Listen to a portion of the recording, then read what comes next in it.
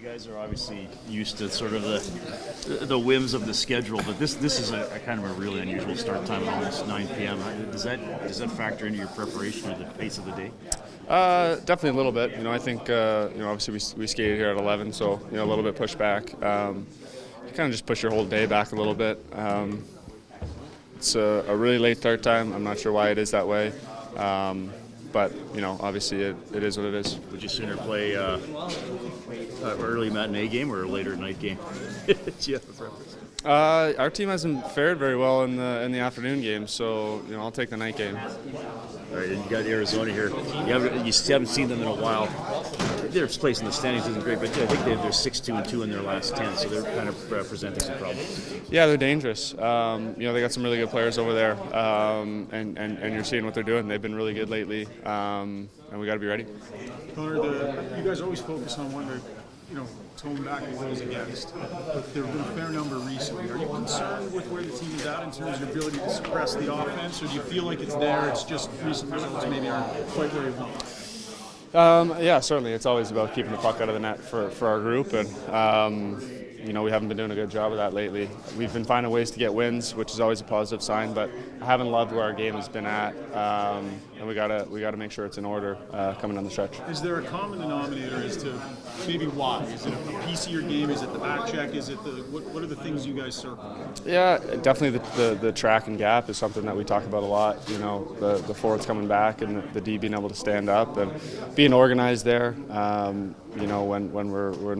we're not dialed into our details, we're missing reads and giving up chances. So, and just being hard in the D zone.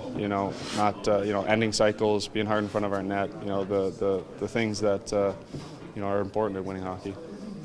I was going to talking about players who are in slumps, and for you, that's like 2 games without a point. So when you're 5.5 periods in without a point, do you feel the same way as like a normal person 10 games in? Are you squeezing the stick, or? I don't think much about points. I mean, I know I get a lot of them, and everyone likes to talk about them. But I'm trying to help the team win, just like anybody else, and that's the focus. So if you go more than a game, does it, even though you're not thinking about points, is it kind of in the back of your head like what happened there?